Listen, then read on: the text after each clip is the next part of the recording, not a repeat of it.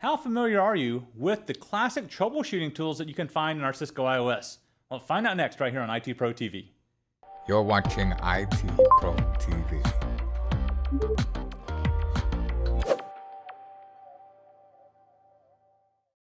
That's right. As we get started here, there are many things that can go wrong inside of our networks today, but it doesn't mean we abandon the tools that we've been using for a long time.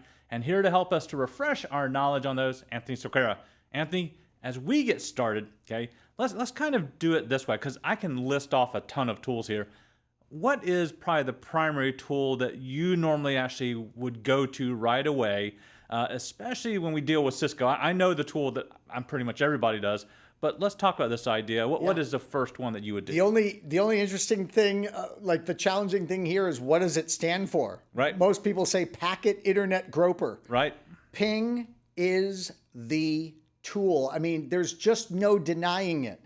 In fact, we have a topology that Ronnie and I have, been playing with for Border Gateway Protocol, as you know, inside of Encore. If we go into this topology, we go down to R5, there are two things that we do so much of, it's insane, right? We end up doing the show IP interface brief, and most of us abbreviate that as much as possible, like I just did there. In fact, I know many of our students are doing an alias for that. Oh. So they just have a couple of letters that they got to type, and it does all that typing for them. Great. That's how often you're going to scrutinize the IP addresses on your interfaces. And then when we realize, oh yeah, there's a loopback 0 on each device in our topology, and we did the 4th octet as the device's router ID. So now I go, oh, okay, I remember R4 is way across the topology in a whole nother AS, 2 AS hops away, and then we do a ping. And we're doing a ping for that very far router, and we're looking at the round trip latency numbers. We're looking at the success rate of the ping. I do want to emphasize this. While this is troubleshooting tool number 1, I do want to emphasize, don't forget about the power of the extended ping. Right. And one of the reasons we love using this is for one big key thing it does, and that is the ability to set the source. You can have scenarios in certification and in production where the initial ping you did is deceptive and is going to cause you problems. When we did our initial ping, it was, can we get to 192.168.04? But technically, it was sourced from the physical interface IP. In our case, that was 10.00.18. That was the source of that ping. If we need to do something, and this is, like I said, fairly common, with the source, we go into the extended ping. We say, okay, it's 192.168.04 that we want to ping. Notice, instead of using the little count flag, you can, do your count here where, okay, I want to send 10 packets instead of 5. Or oftentimes we make that quicker, like just send 2. If the 2 are going to work, we know we're good. But we can make all these manipulations, but what often we need to do is say yes, that we want to use the extended commands, and what we want to do is set the source IP or interface. In my example here, I want to do loopback 0 as the source. Notice I love that we can set QoS marking values in here. That's awesome, so that we could potentially test our QoS policy. But in our example, that's all we're going to do for these many options.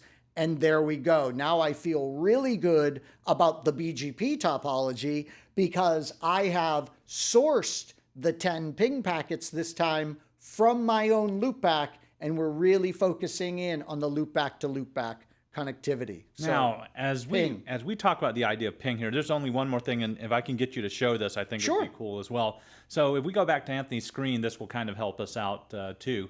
So when we start talking about what we can do, we can actually abbreviate that a lot more, can't we? So we actually type in ping and your destination address again. Oh yeah, I love what you're going to do here. Yep. You're going to have me do it on one line. Yeah. Yeah. And just the word source. and then you can actually enter in the loop back again, and that will also work Love as it. well.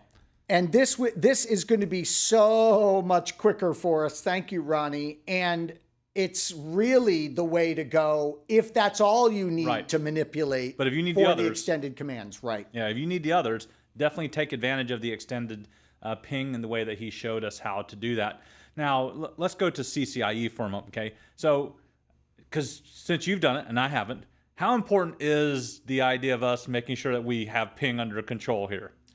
You're going to be pinging like Everything. crazy in the Everything. CCIE lab. Yeah. Like crazy. Hey, you're going to be pinging like crazy in the Encore Right. simulations, for Right. sure. And in a topology like this one, you're probably going to be taking advantage of this right here. Traceroute. Yeah, we cannot forget about traceroute. It is worth its weight in gold. And note, it typically follows a failed ping, right? Think about that. So we do the ping fails. Now we almost Right. always are going to jump to traceroute because it's going to give us more information about where is there the breakdown. Is there an access control list on the fourth hop away from us that's causing the problem? And this will help point it out. Is there a router that doesn't have full reachability for the prefixes in the path? So that trace route, very important. Remember, you can do an extended trace route as well. Oh, okay. Yeah, so you can do trace route and then hit enter, and you'll go into the extended trace route language. So that's another big one. All right, now let's talk about something that maybe CCNA students aren't as familiar with. We've seen a little bit of it, but different debug commands Yeah. for troubleshooting. And this is where I know that people have gotten afraid because I've actually done this before as an example and said, never run a debug all. Okay. Yeah. Oh my and, gosh. That's a denial of service attack right there, Yeah. built in. But sometimes you still will during class, somebody will go ahead and do it, and then they're wondering why they can't get access into it. So what debug command should we really focus in on? You'll be, first of all, we don't debug a lot in production. We don't debug a lot Right. in certification. First of all, it's rare that you have to do this. The big certification example, by the way, always used to be debug IP RIP. Right. You had to do a lot of debugging with RIP because RIP was so lame. There weren't the adjacencies and things that you could test like you get with more sophisticated routing protocols. But there is definitely times when a debug is what you absolutely have to do. And what you can start doing in lab environments that you don't care if you blow up, you really don't. Yeah. Our IT Pro TV labs, blow them up. You know, those routers can be reset, no problem. No one's going to yell at you. You'll want to recognize and practice with which ones are like the safe ones. And they make sense, right? Like here on this device, I'm running OSPF and I'm peering with a couple of other devices. So it just makes sense. OSPF isn't all that chatty. So it just makes sense that I should be able to do debug IP OSPF packet and not completely destroy this router. And by destroy, we mean not getting to where we can type any input. And remember this, you do you all. Right. U space all. That is the shortcut, the abbreviation rather, for undebug all.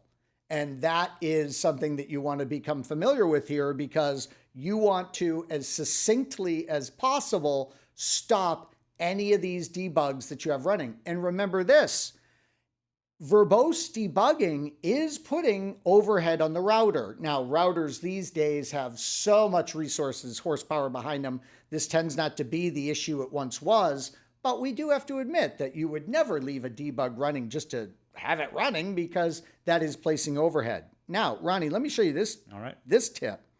We can conditionally debug. Right. So one of the most dangerous, Ronnie mentioned the most dangerous, you do a debug all, kill your router, but there's one right behind it, debug IP packet. Yeah. Debug IP packet is like, all right, show me not just OSPF, show me all the IP stuff that's happening. There is some safe ways to do that. You would definitely want to conditionally do it. Watch. So I'm going to go in and I'm going to whip up a quick access control list. So I'll do access list, I don't know, how about 90? And I'm going to say permit host 10.0.0.6, someone I know is out there. Is it .6 or .5? I think it's .6. Okay, so I do this access list, and then I go and do my debug, the one that would be super dangerous, debug IP packet. And then what I do note is I tie in the access list. So I just say debug IP packet 90. And now, yeah, look at this. We don't have a ton of output like we normally would. Again, debug IP packet is very dangerous. The only stuff that we're going to be seeing is if it's sourced from 10.0.0.6. So we can put these conditions on the debug so we don't get ourselves in trouble. And it's really fun to go in here and look and see that, oh, I'm seeing the OSPF again, just in different displayed information because we're looking at the IP level instead of the OSPF level. Now, on this conditional debug, when we start looking at it, it really is running that IP debug IP packet in the background, but just giving us a display, right? That's right. So there's still a ton of overhead here. Still got to be cautious of that. Yeah. All right. So the kind of big thing that I guess the push is, of course, is SNMP. So why don't you take us through that and why this is such a great tool for us to use? Yeah, so SNMP has been around forever, it seems like. The first thing you need to do is make sure you don't get it confused. I see this a lot with students with SMTP. Right. That's the Simple Mail Transfer Protocol. We're talking about the Simple Network Management Protocol, SNMP. And remember this. In the first two versions, version 1 up to version 2C, so there's a version 2, then a version 2C, what you find in use today the most by far is version 2C. The world is still 2C based. And just remember, with all those versions that I just described up to 2C, it's security's not my problem. Just remember that. That's another way to say SNMP. Security is not my problem. Let's do this. Let's jump to the command line and let me show you what I'm talking about.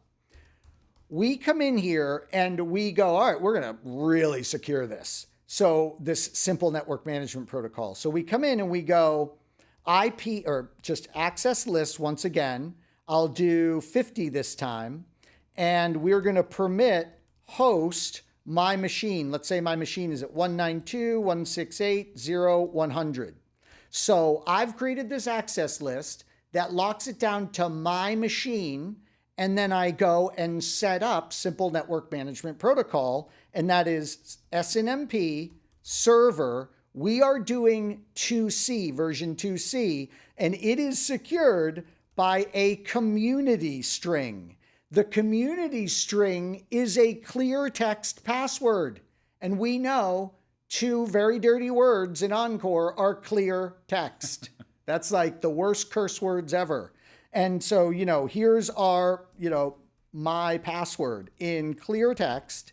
And then notice in a typical environment, we would do read only. So management station can come in and check on the health of this machine using SNMP, but can't change anything using SNMP. And then we would tie in the access list. What number did I use, Ronnie? I think I used 50. There we go. And so we'd tie in access list 50. That's as secure as you can go in SNMP version 2, and that's not secure at all. I mean, sure, the management station is locked down, but someone could easily spoof my IP address, and now they are, gaining access if they know the clear text SNMP version 2C password. One more thing to mention, we often do with the SNMP configuration is we we go and we enable traps. And boy, it's been a while since I've done this. Let me just look at my command. So yeah, it would be SNMP server trap, and then you could authenticate these. There is another command involving the traps that I want. Oh, right there. I got it. SNMP server enable, and then you can do your traps, and you can say, of all the many traps that are possible, what are you interested in doing? And I could say, well, we're an OSPF shop, and I really want to enable all of the OSPF traps. What you're doing here is you're enabling this machine to proactively alert your network management station. So instead of a pull model where you go down and pull the data out of this machine with SNMP traps, it's a push model. The machine, the router, is saying, hey, here's my OSPF parameters that you're interested in, and it's sending those as traps, and you can set thresholds and all that fancy stuff. But again, this is all fine and good, Ronnie, but no security. Finally, that has been solved, and it's been solved by the SNMP version 3 that we finally have available to us. So SNMP version 3 is so cool. It allows you, if you don't care about security, to essentially not secure SNMP. And how you do that is no auth, no privacy. No authentication, no privacy. So when you set up your SNMP v3 this way, you do a username match. That's it for authentication. And there's no encryption. So no sophisticated authentication, no privacy. And it's done in the camel case, just like I have there, no auth, no priv for privacy. Then you have the option of configuring it with authentication, no encryption. And you would be doing MD5 or SHA for the authentication piece, and you're not doing encryption. What do you think's happening? As more and more companies are adopting SNMP v3, they're doing auth priv. Right. They're doing authentication using MD5 or SHA, and they're doing encryption using AES. You wouldn't use DES because that is so easily circumvented. If you're going to be doing this, you would be using the advanced encryption standard. And I wanted to put this in the show notes, which I did for you, but I wanted to show you what this config might look like. It's really cool. Notice that we create a view commonly. You don't let everyone access all of the information that SNMP holds. Instead, you create a view. I called mine My View, and I give just a branch of the overall variables that are available, the internet branch. Then you use a group and user paradigm. It's really cool with SNMP v3. So we go SNMP server, group, my group is the name I gave it. Version 3, we're doing a privacy, we're doing encryption with this, and we're doing read for the view that we created called My View and write permissions for the view that we created. And then notice what we do for the group. We put a user in that group. So it's SNMP server, user. I called my user because I'm creative like that. We put it in my group. It is version 3. We're going to do the secure SHA for authentication using my secret pass. We're going to do encryption using AES 192. We could have done AES 256. Right. And then we give the key phrase for that. So this is the look at the secured configuration. And in this example, we're doing the auth priv approach, the authentication and the privacy. One gotcha here. Obviously, your device needs to support SNMP v3, but also your device has to have the security capabilities. So your device has to be able to do AES encryption. And of course, that's becoming commonplace across all of our Cisco devices. All right, so now that we have that set up on a router, let's say that this is what we set up. How do we view the data that we're actually getting from it? Yeah, so what we commonly do, both in the 2C environment and in the 3 environment, is we use graphical user interface software. Right. So Cisco has their Prime products and all that stuff, and there's just SNMP software after SNMP software package out there. Because yeah, you could pull up those views and stuff at the command line, but that's not realistic. You're using a nice software package that goes down and gets you that information, puts it in pretty graphs for you, stores it for you historically, does all this cool stuff. But I do have to say that SNMP, even this glorious version 3 that we have, it's all kind of taking a back seat now to more exciting management options. Right. I mean, look at Cisco DNA Center. DNA Center is pulling up all this amazing capabilities, and you don't have to use SNMP anywhere to get that to work. All right, Anthony, thank you again for helping us to understand more about these classic troubleshooting tools that you should be very familiar with. If not, make sure you watch this episode again. And Anthony hinted at the very fact that we may be covering Cisco DNA Center in our show.